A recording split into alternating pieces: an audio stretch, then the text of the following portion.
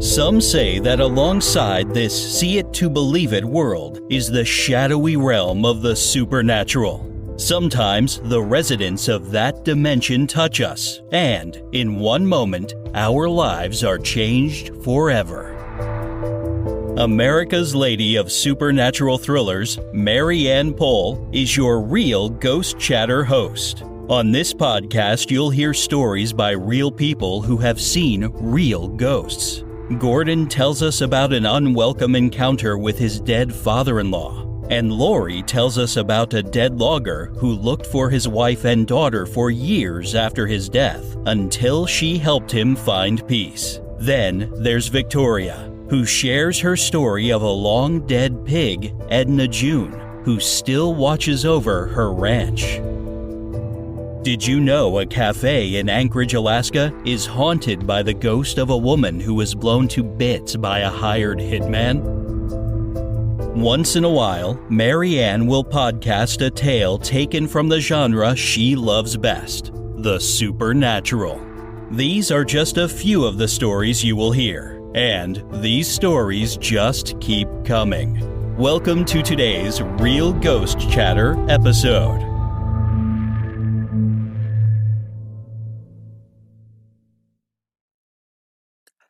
Have you heard about Anchor? If you haven't, I'm here to tell you it's the easiest way to make a podcast. Let me explain. It's free, and I mean free. I haven't paid a dime to produce or distribute my podcasts.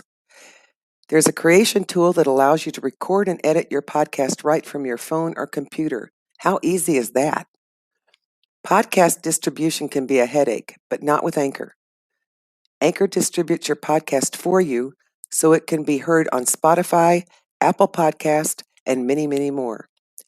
As a bonus and not an obligation, you can make money from your podcast with no minimum listenership. Anchor has everything you need to make a podcast in one place. Download the free Anchor app or go to anchor.fm to get started. Welcome to Real Ghost Chatter. I'm Mary Ann Pohl, America's Lady of Supernatural Thrillers, and a charter member of Author Masterminds. Today is a real treat for you, my listeners. We are joined by Mike Ricksecker, a recognized authority and celebrity in the paranormal field. Mike is the author of the best-selling book, A Walk in the Shadows, A Complete Guide to Shadow People, in addition to several historic paranormal books. He is an Amazon best-selling mystery author with 2 entries to his Chase Michael DeBarlo private detective series, entitled Deadly Airs and System of the Dead. With nearly 30 years of involvement in the paranormal, Mike serves as a paranormal investigator and Ghostorian with Society of the Haunted and regularly travels to speak about supernatural phenomenon. Mike has appeared on multiple television shows and programs as a paranormal historian, including Travel Channel's The Alaska Triangle, Animal Planet's The Haunted, Bio Channel's My Ghost Story, and several others. Mike produces his own internet paranormal shows, Ghosts and Legends, Paranormal Roads, and Friday Night Ghost Frights. On Tuesday nights, he hosts the Edge of the Rabbit Hole live stream show and Beyond the Shadows. And this is hosted on the Haunted Road Media YouTube channel. Mike owns Haunted Road Media, a paranormal and supernatural book publishing and video production company, which won the award for excellent media in the paranormal field at the 2019 Shockfest Film Festival. Mike's historic paranormal articles have been published in the Baltimore Sun and Paranormal Underground magazine. He wrote an Oklahoma City paranormal column for Examiner.com from 2010 to 2014. His work has also been featured in the Oklahoman, the Frederick News Post, Marshall University's The Parthenon, and Louisiana State University's Civil War Book Review. Mike is a native of Cleveland, Ohio, the father of 4, and is an avid baseball fan. To learn more about Mike, you can go to his website at www.mikerissecker.com. Well, hello, Mike, and welcome to Real Ghost Chatter. Hi, Marianne. Thank you for having me. I appreciate it. You have a wonderful resume, and this is just part of it. I had to cut it down so we could have a chance to talk tonight. Well, thank you. You did a beautiful job of reading it. Well, thank you. I worked hard on that. I want you to know that. I practiced it several times before I did this today. I was looking at one part of your resume, and I had a question, and of course, now I've forgotten what it is. But I really wanted you to kind of give us an idea of how and why you got into the paranormal field and why you wrote a book such as A Walk in the Shadows. Yeah, A Walk in the Shadows. That's my latest book, number 11, and it is a complete guide to shadow people. And what sets up this whole book, I've had many shadow person experiences over the years, but my first major paranormal experience was with a shadow person when I was about 8 or 9 years old. Basically, I just woke up in the middle of the night one night, and I saw this tall, dark figure standing in the corner of my room. Of course, at that point, I had no idea that you called this a shadow person, that's what these things were. Nothing like that. I had no idea from all that stuff. Right. I thought that there was an intruder in my room and he was about to kill me. Right. Yeah, that's what you think at that age. But right. I have survived and lived to tell the tale. And we are grateful. yeah, so am I. But it did do something really unusual. It's a little different from most shadow person stories, and that's that it actually came up to my bed, leaned over, grabbed me by the wrists, crossed my arms across my body, and then ran off down the hall. Really strange. I have no idea to this day why it did that. There's been a couple of people who have speculated as to why that may be. I tried to scream while this happened. Nothing came out. But by the time it had run off down the hall, I found my voice, found my legs, ran off screaming to my parents' room. Of course, they consoled me, just told me, well, you had a bad dream. And I'm like, no, I was awake for this whole thing. This was no dream. Mm-hmm. But right. that was my first major paranormal experience. And that's kind of what set me on the path to the paranormal field. Is that your most memorable paranormal experience?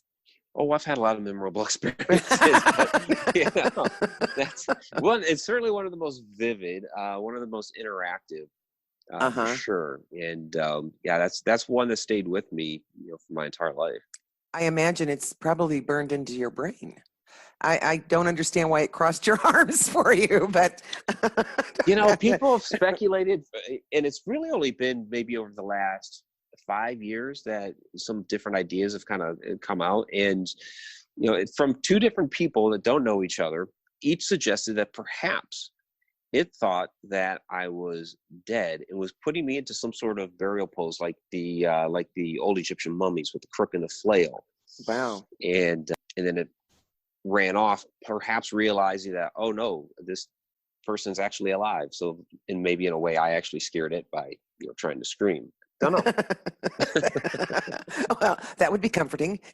Right. It's a much better thought than it trying to do something malicious. I agree. I totally agree, because most I've heard about shadow people is malicious. And so for this one to have done that, that's why it was such an interesting take. Well, of a bad rap. And it's almost like with humans, the bad ones ruin it for the good ones. Because it's really kind of a mixed bag with shadow people. I know that, the scary stories, the more nefarious ones, those are the ones that get the publicity, the limelight. They're the ones that, make it onto the different television shows or get turned into a movie or what have you, because it's a nice, creepy, scary story, and you get those jump scares and all that out of it. Right. But most shadow people experiences are not the more nefarious ones. I mean, it's standing in your room when you wake up. That's creepy. But if it just stands there, it's not actually doing anything bad. It's just, I guess, kind of invading your privacy. But, there are the ones that actually come and induce something nefarious and malicious to people. It's just, you'll have ones like the second one that I experienced. All it was doing was peering in through my bedroom door. It was doing this. We had just moved into a new house. And I'm, opening boxes, putting things away, things like that. And it would just stand in my bedroom door and peer in. I'd turn and look, and it would take off. I ended up asking my mom about this thing, and she had actually seen it too. But that's all it would do. It was just stand in the doorway and then take off when you'd look at it. So it wasn't doing anything bad. It was, you know, just looking at you. But most people would be freaked out just by that.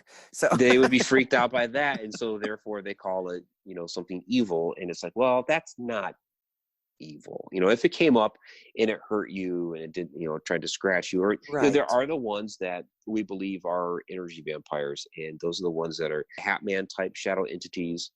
They tend to be more like energy vampires where, you know, they strike fear into you and they feed off that fear, that sort of thing. And there are stories of ones that do actually hurt people, but they tend to be more the exception rather than the norm. Really? Now that's They even a do, surprise to me because, you know, with what I've read and seen, you're right. They've been just the bad ones that they're talking about.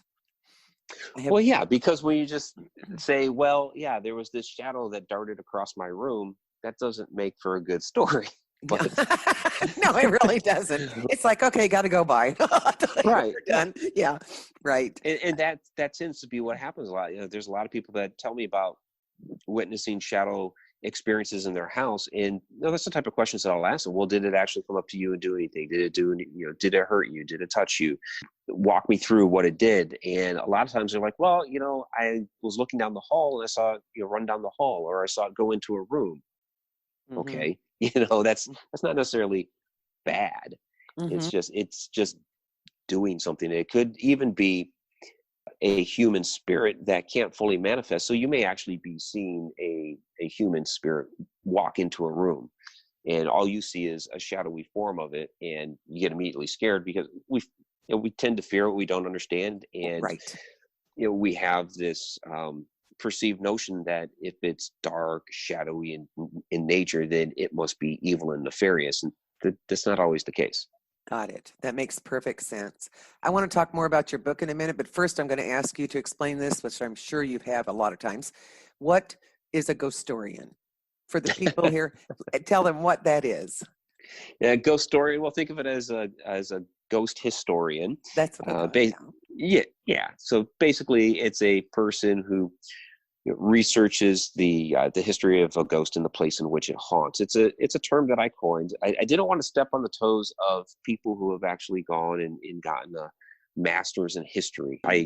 I spent many years in the IT department of a library system, and the librarians in that system, they would get really upset. It's actually true of librarians pretty much across the nation, that if people will come into the library and will call somebody at the circulation counter, that's just checking out books, they'll call that person a librarian. But a person that has a MLS, a Master of Library Science, gets offended by that. Oh, I bet. Yeah, wow. They have a master's. They're the librarian. So right, that makes perfect sense. Yeah, and so my degree is not in history, and so I didn't want to step on the toes of historians, but I did want to call myself something that would describe what it is that I do. So I do get a lot into the history, and I have an extreme interest in the history of these locations and digging into the background of the spirits that may be haunting these, where there's a building or a house or a boat or what have you. Mm-hmm. That is so neat. I love history. So to me, doing that kind of research sounds really energizing and fun. Yeah, it really is. And, my couple of books, they're the Ghosts of Maryland and Ghosts and Legends of Oklahoma. They're very heavy on the history. It's like I give you a little snippet of the ghost story, and then I go into all the background of the location and the people, and then I give you like all the things that go bump in the night after that. Oh, see, now I think that's just great. Because that is exactly the kind of thing I like. I think I enjoy the history of it as much as I enjoy the story of the paranormal. Yeah, it's really interesting how, they play into each other. Without the history, we don't have the ghost stories. Well, correct. And there was enough Civil War history in my Ghosts of Maryland book that LSU, Louisiana State University, included it as part of their Civil War review, which was really nice. That is really a wonderful accolade to you. LSU is a pretty nice university. My nieces are both from Louisiana, so let me tell you, that's their Louisiana State is theirs. They love it. Yeah. So to them would be, they'd probably really be in shock and awe. And Frank, Thanks. I'll have to talk to them and see if I have read that at all, because they might have. Maybe. Yeah. Okay. So I lived in Alaska for 40 years, and you were on the Alaska Triangle wow. Travel Channel. Yeah. So tell us a little. I know I'm coming kind of going out of context a little, but tell us a little about that Travel Channel episodes that you did, or episode. Yeah, I was on 3 episodes of the Alaska Triangle. I spent 3 years up there in the 1990s. I was stationed at Elmendorf Air Force Base. Oh, know it well. Yeah. Yeah. So yeah, they were looking for people to talk about a lot of the different activity that goes on up there, whether it's paranormal, supernatural. They had people on there talking about extraterrestrial and alien activity. You had some of the cryptids like the hairy man and the thunderbirds and all those different things. So they covered a wide gamut. The episodes that I was primarily on had to deal with the missing Douglas airplane from the 1950s. Mm-hmm. I forget the name of the ship right now, but the one that got hung up on the reef. I know exactly what you're everybody. talking about. And somebody, one of my friends, an author, has written about that one. And I can't remember the name of that ship either, but I will look it up again. Or I'll contact Steve and say, what is the name of that ship? Anyway. And then the third one was primarily about the energy. Because the Alaska Triangle is basically it's supposed to be a vortex area, and so they had me talking about how the energy plays into a lot of that different type of activity up there. Basically, they stuck me on the side of Flat Top Mountain outside of Anchorage with a couple of dowsing rods trying to I know exactly where Flat Top is. I've climbed it. Yeah. They had me on the side of that with dowsing rods trying to find some energy grid lines. And, it's funny. I did actually find one. I was, very skeptical because it was like, we're up there filming for a day and it's like kind of a shot in the dark here. Take some dowsing rods, see what you can find. Okay. And I found one. So that was kind of cool. Well, that's pretty interesting because when I was up there, I was supposed to learn to rappel and to climb the side of one of the flat rock. Anyway, long story short, I ended up with a horrible case of vertigo. I was in my 20s, never had vertigo in my life. Never. Oh, wow. But when you're telling me you found something, I'm going, that makes perfect sense to what happened with me. Yeah, that does make sense. You just solved a mystery for me of, about 40 years old. Yeah. There you go. Yeah, because that line basically, I was able to draw a line from the top of Flat Top Mountain, and it probably went over the top of it, all the way to Anchorage. That is interesting. Flat Top is a beautiful area to climb, so it is. I did not expect to hear that there would be something like a possible vortex around there. And I had just recently even heard of the Alaska Triangle.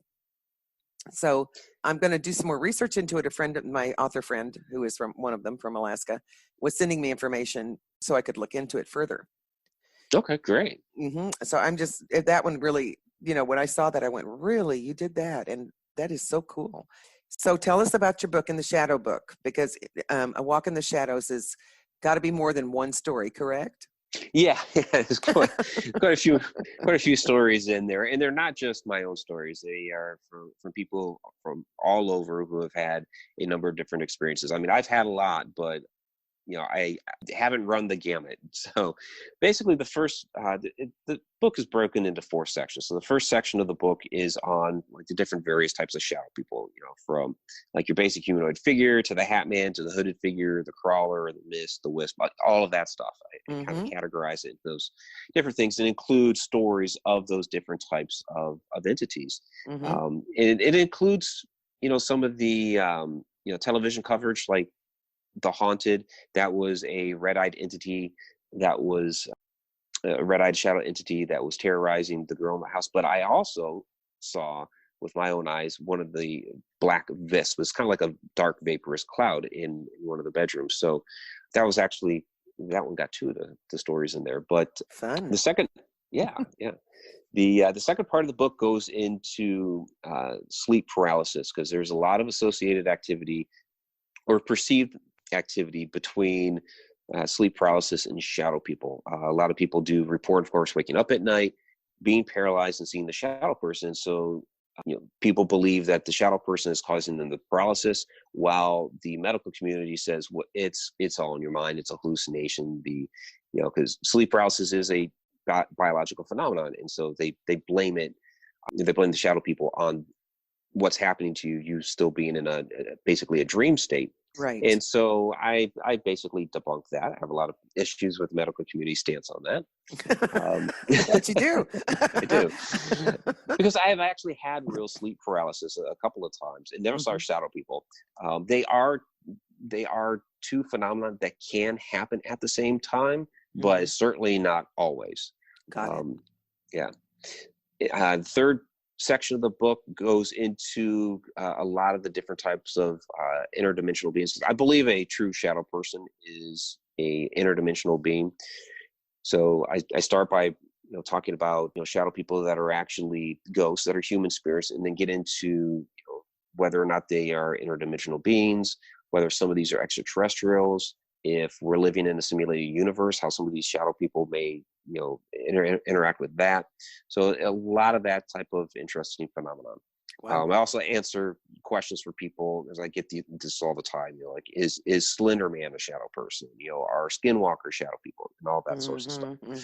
And then the fourth section of the book gets into are shadow people evil? Are they demons? And kind of the darker stuff. It makes sense. It sounds really, really thorough and interesting.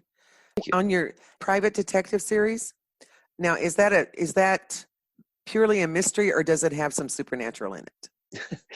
It's purely mystery. I've been saying this for a long time now. I'm taking the third one and bringing more paranormal into it. I do have a psychic medium in the one book. Very brief interaction, but she's in there. The third in that series, my private investigator is actually hired by a paranormal investigative team. So fun. That's meshing the two worlds there. Yeah. Oh, that'll be fun. Yeah, that sounds good. So do you have any other experiences you would like to share? Have you seen full body apparitions or anything other than shadow people? That you, I like shadow people, but I'm sure with your years of experiences, you've got to have some other experience. Yeah, I do. I've had a lot of different experiences. I have seen more shadows in my life than apparitions, and there's some theories about why that is, why some people see more shadows and some people see more apparitions. And we talk about like the an individual's level of vibration, and how spirit resonates with a particular person. They may be able to see different things. So I do see more shadows, but I'm going to mesh the two here. Okay. Where I have seen a shadow turn into an apparition. It was a really interesting experience a year ago. Part of we run an event every year. Unfortunately, we're unable to run it this year because of the COVID situation. But right. We have a paranormal conference that we run, and at the tail end of that, we do a paranormal investigation. Well, last year when we were doing this investigation, we were getting down toward the tail end of it. There's just a handful of us left. We're at the Mineral Springs Hotel, the old abandoned section at the top level. And there's a room up there known as Pearl's room. It's a confirmed suicide, and a lot of people have seen her up there. Got a lot of activity in that room, and there's 5 of us that are in there just doing a little EVP work, trying to do a little investigation. And also we hear some noises coming from down the one hallway. So we go out there and looking down the hall, and I start seeing this black mist form up at the end of the hall. It's like, whoa, what's going on down there? It starts coming closer, and it starts doing something a little unusual. It starts creeping up the right-hand side of the hallway, like up the wall, as it's coming closer and closer. It's like, well, what is going on here? So it keeps coming closer, and as it creeps up that wall, it starts to form up into the apparition of a little girl. And we all saw this little girl, and there is a story up there. I'd never seen her there before, but in one of the other rooms down that hall, there is supposed to be the spirit of a little girl. And we'd investigated down there before, never really got much at all. Of course, never saw her, but we kept kind of trying to coax her closer as we saw her. Well, come on, you can come closer. And she basically stopped at the door to that room where other people other investigators had said that they had interacted with her, but we were actually standing there seeing her, which was absolutely amazing. Well, that is really amazing. Did you see her clothing? Did you see her that well? Yeah, about down to her knees, and then kind of in the lower half kind of disappeared. But she was in like like a nightgown, Mm-hmm. more of an older style. You could say maybe early 20th century of a style. Mm-hmm. She was probably about 9, maybe 10 years old, something like that. Wow. And Yeah. there's a story she is there, but they don't know why? Yeah, they don't know why, but there's a lot of speculation. The different psychic mediums have come up into there and given different stories for her about, whether she was some girl that was associated, because there was mob activity, where somehow she was associated with the mob or what have you. It's like, well, you kind of take it with a grain of salt. Like, maybe there's no way to confirm who she may have been. People do ask if she's the little girl that frequents the pool. A lot of stories about a little girl down in the pool area, but that's like 3 floors further down. And by all accounts, this is not the same girl as who goes down to the pool. Interesting. Yeah. Very interesting. So how many times have you been there? Oh, Mineral Springs, I've been there. I couldn't even count how many times. That's basically right down the road, and we're good friends with the people that run it. So basically, we've gone in there just to go shop, because there's a metaphysical shop in there and some other stores, and Mm-hmm. we'll go into there to shop, and then all of a sudden they're like, hey, you guys are free to run around if you want. Okay. Yeah. That's really neat. Yeah. I'm going to ask, what's your advice to anyone who has had paranormal experiences and are kind of afraid, or who would want to get into and more involved in the paranormal investigation field? What would you tell them? I would say, for one, you don't need to be afraid. And one of the things I like about the Encounters with the Paranormal series that we publish, not just stories from me, there's some stories from people from all over. Mm-hmm. And by reading that series, the goal is to help people realize that you're not alone. Other people have had these experiences, and hopefully they'll become less afraid, and hopefully they'll be a little more forthcoming with their own experiences. I know a lot of times we get deemed crazy by the mainstream. It's like, no, we're not crazy. We've all had these experiences. But for people that are interested in getting more involved with the paranormal, perhaps investigating and all that, what I like to tell people is, find a reputable investigative team in your area that's been doing this for many, many years, and see if you can go with them on some investigations, and learn from people that have been doing this for such a long time. It's very, very different from what they show on TV, and it kind of does a disservice, unfortunately. I mean, it's great that it's actually helped people. The television shows have actually helped people to kind of, like what I was just saying, become a little more forthcoming with their experiences and realize that, hey, paranormal activity is real, but the way that investigations work is very different from what you see on TV. Oh, so I know. This reality show stuff, as we all know, is kind of dramatized. Right, exactly. But I agree with you that the mainstream thinks we're kind of nuts when we have these experiences. And what has helped me a lot is talking to people who have had the experiences. Yeah, because absolutely. I've had several, and I knew everybody, you just think everybody's going to think you're crazy. And I know I'm not now.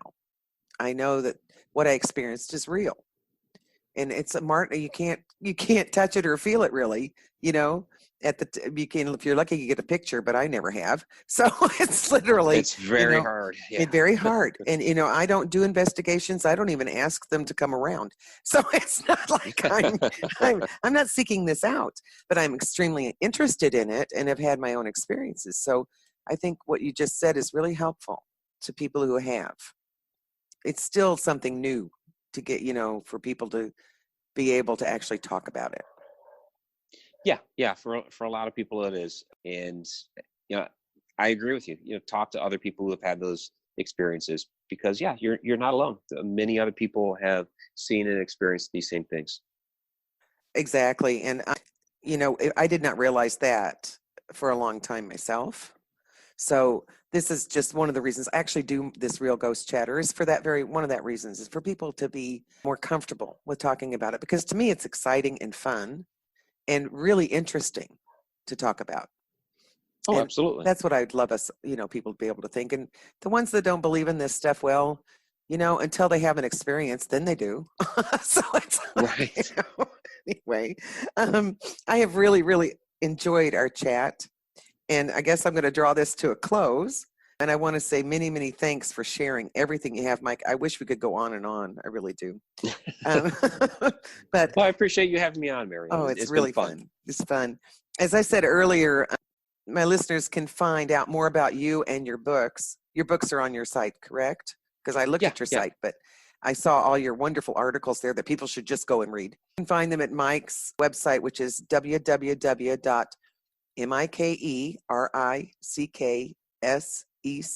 www.mikerseckecker.com. And if you enjoyed today's podcast, please share it with anyone you think would also be interested. And if you've had a paranormal encounter of any kind and you'd like to share it on Real Ghost Chatter, I'd love to hear from you. So please contact me at maryann at maryanpoll.com. And if you need to know more about me, go to maryanpoll.com and or